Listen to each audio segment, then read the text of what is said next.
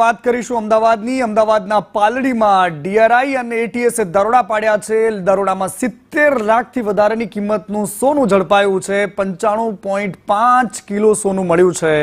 Gujarat ATS અને ડીઆરઆઈએ આખું operation પાર પાડ્યું છે, જેમાં 70 લાખની કિંમતનું સોનું ઝડપાયું છે।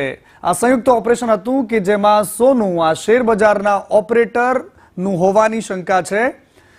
જો કે एटीएस અને ડીઆરઆઈએ દરોડા પાડ્યા છે। ઘરમાં છુપાવેલું આ સોનું છે, જે અંગે બાતમી મળી હતી ને ત્યારબાદ શેરબજાર ઓપરેટરે આ પોતાનું સોનું હોવાની વાત સામે આવી। બાતમી મળીને ત્યારબાદ બંને એજન્સીઓ કામમાં લાગી છે।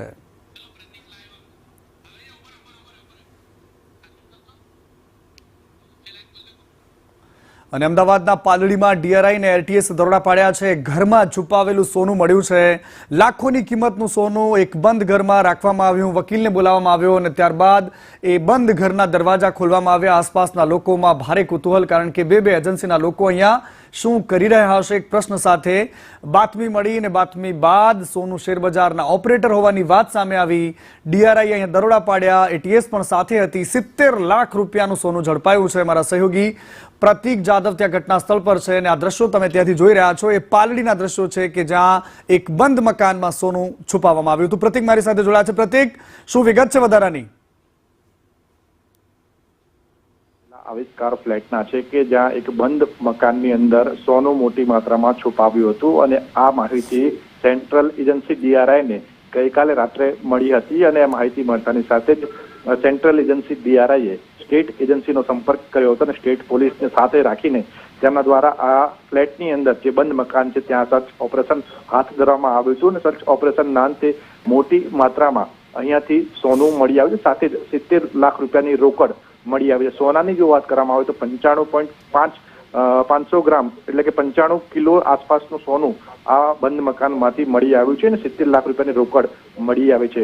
જે સોનું હતું તે જ્વેલરી તેમજ બિસ્કિટ ના ફોર્મમાં હતું, એટલે મોટી માત્રામાં સોનું આ મકાનની અંદર છુપાવવામાં આવ્યું હતું। ડીઆરઆઈની જે માહિતી હતી તે માહિતી અનુસાર શેર બજારના એક બ્રોકર દ્વારા જે રૂપિયા કમાવામાં આવ્યા હતા તે રૂપિયાને જ્વેલરીમાં ટ્રાન્સફર કરવામાં આવ્યા હતા અને એ રૂપિયા આ ફ્લેટની અંદર તેમને છુપાવ્યા હોવાની માહિતી મળી હતી। જેના આધારે ગુજરાત એટીએસની ટીમ પણ આ સર્ચ ઓપરેશનમાં તેમની સાથે જોડાઈ હતી, જેના તપાસના અંતે અત્યાર સુધીમાં 95.5 કિલો સોનું તેમજ 70 લાખ રૂપિયાની રોકડ મળી આવી છે। હજુ પણ ડીઆરઆઈના અધિકારીઓ છે તે તપાસ કરી રહ્યા છે।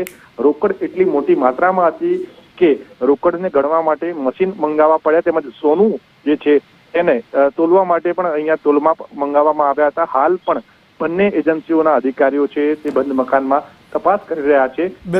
હજુ સુધી કોનું સોનું હતું એ નામ સામે નથી આવ્યું, જેને લઈને ડીઆરઆઈના અધિકારીઓ છે તે દિશામાં પણ આગળ તપાસ કરી રહ્યા છે। 70 લાખ રોકડ મળ્યા છે અને એની સાથે 95 કિલો સોનું મળ્યું છે, એ વાત કન્ફર્મ છે? બિલકુલ મનીષ, આ વાત કન્ફર્મ છે। એટીએસ દ્વારા જ આ વાતની પુષ્ટિ કરવામાં આવી છે કે આ બંધ મકાનમાંથી 95.5 કિલો બંધ મકાન કોનું છે પ્રતીક? એમના માલિકનું નામ કઈ ખબર પડી છે? મનીષ, આ જે સોનું અને રોકડ મળી આવી છે, જે વ્યક્તિનું મકાન હતું તે મકાન હજુ સુધી બંધ હાલતમાં છે ને આ ફ્લેટના જે રહીશો છે તે પણ આ મકાનના માલિકને ઓળખતા નથી, એટલે આ મકાન કોનું છે તેમજ આ સોનું કોના દ્વારા છુપાવવામાં આવ્યું હતું તે અંગે હાલ પડદો ઉચકાયો નથી, પરંતુ ટૂંક જ સમયમાં ડીઆરઆઈની તપાસ એજન્સી જ્યારે પૂર્ણ થશે ત્યારે તેના ઉપરથી પણ આ પડદો ઉચકાઈ જશે કે આ સોનું કોના દ્વારા અહીંયા છુપાવવામાં આવ્યું હતું। ઓકે પ્રતીક, આભાર આપનો। વધુ માહિતી માટે આપના સંપર્કમાં રહીશું।